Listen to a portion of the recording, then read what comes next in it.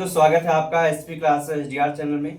मैं आपके सामने इस चैनल के माध्यम से प्रस्तुत हुआ लेकर के अलंकार की चैप्टर को। आज हम 3 अलंकार को पढ़ने वाले हैं महत्वपूर्ण को, जो हमारे बोर्ड एग्जामिनेशन 2026 में आने के चांसेस हैं।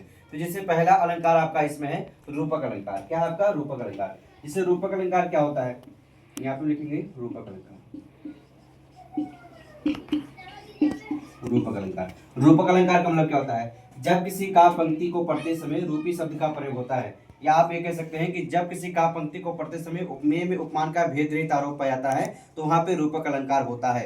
एक शब्द यहाँ पे आप रूपी ले लीजिए, कॉमन में आपको बता रहा हूँ एक ट्रिक। यहाँ रूपी शब्द को आप ले सकते हैं जब किसी का पंक्ति को पढ़ते समय आपको रूपी शब्द का उपयोग किया जाए, यानी किसी के रूप के द्वारा आपको बताया जाए तो वहां रूपक अलंकार हो जाएगा। जैसे एग्जाम्पल मैंने यहाँ से कह दिया कि चरण कमल बंदो हरिराई, जैसे यहाँ से मैंने कर दिया चरण कमल बंदो हरिराई, हरिराई।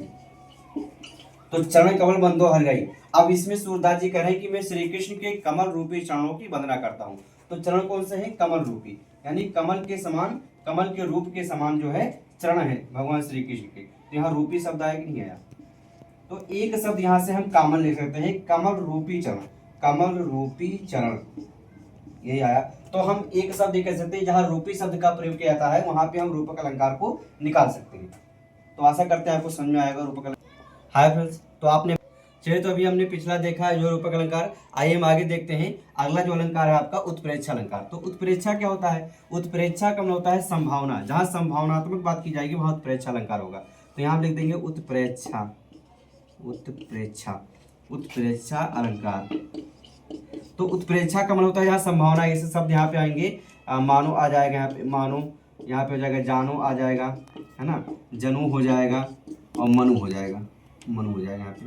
तो जानो मानो जनू मनु इत्यादि जो शब्द आएंगे वहां पे आपका होता है उत्प्रेक्षा अलंकार। एग्जाम्पल मैंने यहाँ से कह दिया 13 वर्ष व्यतीत हो चुका पर है मानो कल की बात, वन को आते देख हमें जब आर्त अचेत हुए था। यानी इस पंक्ति में कहा जा रहा है कि 13 वर्ष व्यतीत हो गया, 13 वर्ष बीत गया पर मानो है कल की बात, परंतु ऐसा लग रहा है कि मानो ऐसा लग रहा है कि अभी कल की ही बात हो।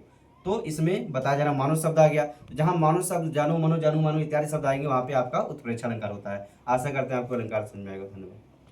आपने अलंकार जाना, रूपक अलंकार, उत्प्रेक्षा अलंकार। अब हम बात कर रहे हैं आपका आखिरी अलंकार जो है आपका उपमा अलंकार। उपमा क्या होता है? उपमा का मतलब होता है तुलना। जहां तुलनात्मक बात की जाएगी वहां पे आपका उपमा अलंकार होता है। जब किसी का पंक्ति में उपमेय की समानता उपमान से की जाती है तो वहां पे उपमा अलंकार होता है। एग्जाम्पल में यहाँ से लिख दिया आपका उपमा अलंकार, उपमा अलंकार। तो उपमा का मतलब होता है जहां समानता व्यक्त की जाएगी वहां पे आपका उपमा अलंकार होता है। एग्जाम्पल मैंने यहाँ से कर दिया कि सीता जी का मुख चंद्रमा के समान है, सीता जी का मुख चंद्रमा के समान है, ऐसा हमने कह दिया सीता जी का मुख चंद्रमा के समान है।